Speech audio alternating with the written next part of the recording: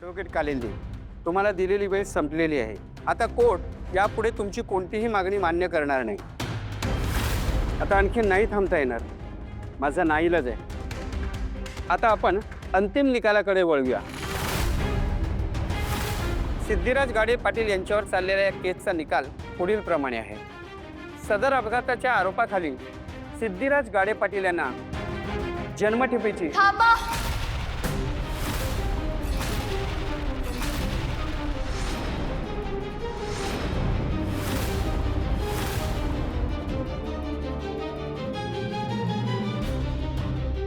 भावना ते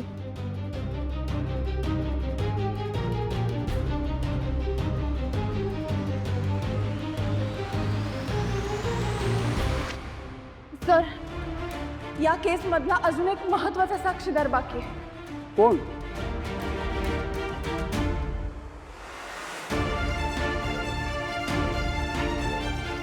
या केसच्या अपघातात ज्याचा बळी गेला असं आपल्याला वाटतंय ते स्वतः श्रीकांत इनामदार.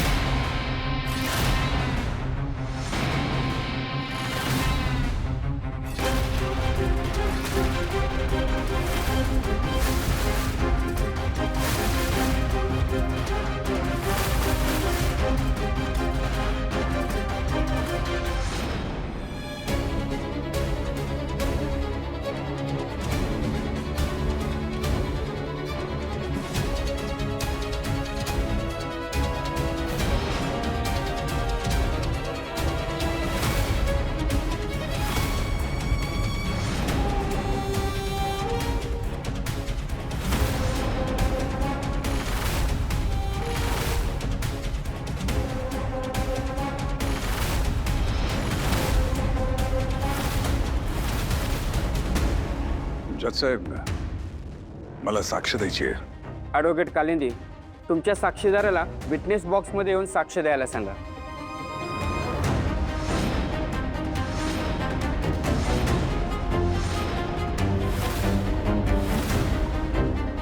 थँक्यू.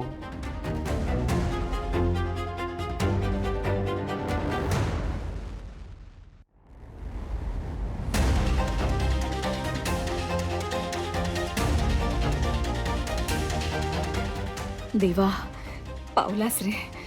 आज माझा लेक निर्दोष सुटणार. तुम्ही तुमची ओळख कोर्टाला पटवून द्या. जज साहेब, माझं नाव श्रीकांत इनामदार. हेच श्रीकांत इनामदार आहेत याचा काही पुरावा आहे?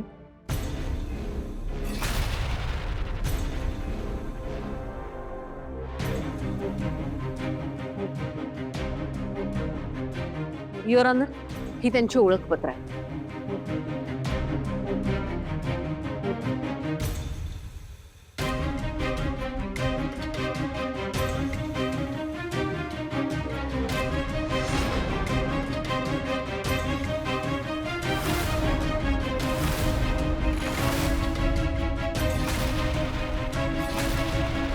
तुमच्या ओळखपत्रावर असलेला फोटो आणि तुमचं आत्ताचं दिसणं यात खूप तफावत आहे. तुमची ओळख सिद्ध करण्यासाठी तुम्हाला या वेशात यावं लागेल.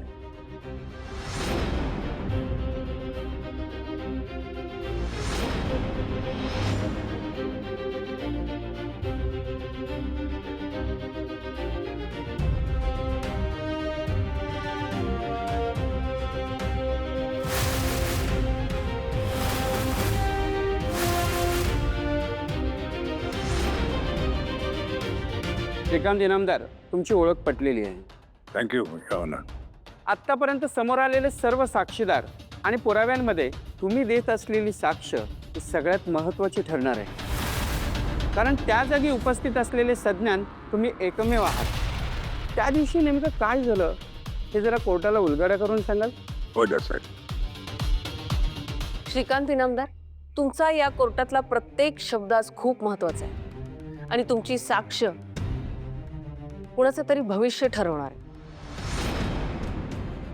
मला याची जाणीव आहे. जज साहेब, एक भारतीय नागरिक असल्या कारणाने मला माझ्या जबाबदारीची, कर्तव्यांची पूर्ण माहिती आहे आणि ते लक्षात ठेवूनच मी माझं म्हणणं मांडेन. जज साहेब, नियतीचा खेळ बघा. अपघात ज्या दिवशी झाला त्याच दिवशी माझं आणि भावना दळवी यांचं लग्न होणार होतं. घरात लग्नाचा सोहळा असल्या कारणाने सगळं आनंदाचं वातावरण होतं. आम्ही सगळे तयार होऊन लग्न मंडपात जाण्यासाठी निघालो होतो. मी, माझी आई, माझी मुलगी आनंदी एका गाडीत बसलो होतो. तो दुसऱ्या गाडीत सॉरी जज थोडा चोक होतोय. तर दुसऱ्या गाडीत रवी आणि माझी बहीण सुपर्णा मुजुमदार होते. गाडी मी स्वतः चालवत होतो. माझ्या बाजूला माझी आई बसली होती आणि मागे आनंदी बसली होती. त्याच दिवशी खूप जोराचा पाऊस पडत होता, ज्या कारणास्तव मी गाडी 40 ते 50 या स्पीडच्या पुढे जात नव्हतो. कारण आम्ही वेळेच्या अगोदर निघालो होतो, त्यामुळे कसल्याच प्रकारची घाई नव्हती. त्याच सुमारास आम्ही भावनाला कॉल केला आणि आम्ही तिघेही त्यांच्याशी छान गप्पा मारत होतो. सगळं व्यवस्थित चाललं होतं जज साहेब. आमची गाडी लग्न मंडपाच्या दिशेने चालली होती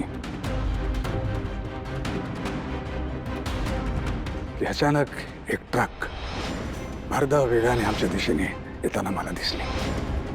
काही कळायच्या आत ती ट्रक इतक्या जोराने आली की मी काही करू शकलो नाही जज साहेब, आणि एक जोराची धडक आमच्या गाडीला दिली.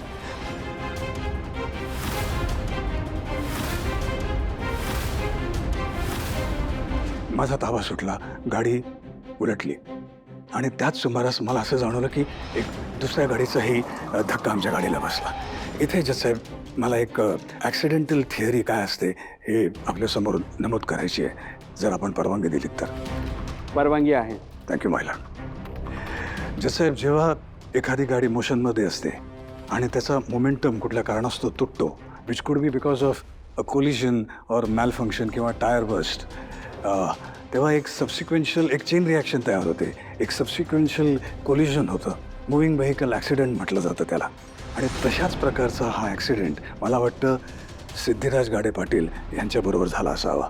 यात त्यांची काही चूक नाही, कारण ती जी दुसरी गाडी होती ही त्यांची होती, कारण त्यांना तो सडन ब्रेक दाबावा लागला, जो मलाही मारावा लागला होता. पण मुळात जज साहेब पहिल्या धडकेनेच मी इतका हल्लो होतो आणि तो मार इतका माझ्या डोक्याला लागा होता की मी कुठे आहे, कसा आहे याचं भान राहिलं नव्हतं. हळूहळू शुद्ध माझी जात होती आणि त्यामुळे माझं काय झालं, माझ्या आईचं काय झालं, माझ्या मुलीचं काय झालं हे मला काही आठवत नाही. म्हणजे थोडक्यात तुम्ही असं सांगताय, तुमच्या गाडीला जो अपघात झाला आणि तुमच्या आईचा ज्या अपघातात मृत्यू झाला, म्हणजे त्याला सिद्धिराज गाडे पाटील जबाबदार नाहीत? हो जज साहेब, आमच्या अपघाताला सिद्धिराज गाडे पाटील जबाबदार नाही आहे. जज साहेब, अजून एक महत्त्वाचा मुद्दा आपल्या निदर्शनास आणू इच्छितो. आपण इकडे माझ्या मृत्यूशी संबंधित गुन्हेगाराबद्दल बोलतच आहोत, तर एक मुद्दा आहे जो मला कोर्टापुढे मांडायचा होता. सांगा. Thank you madam. आमच्या गाडीला धडक देणं इथेच त्या गुन्हेगाराचा गुन्हा संपत नाही जज साहेब. जेव्हा त्या माणसाला कळलं की मी जिवंत आहे, माझा श्वास चालू आहे, तेव्हा त्यांनी काय मॅनिप्युलेट करून मला हॉस्पिटलमधून एका खोलीत डांबलं हे त्याचं त्यालाच माहीत. काही दिवस, काही महिने मी त्याच्या नजरकैदेत होतो.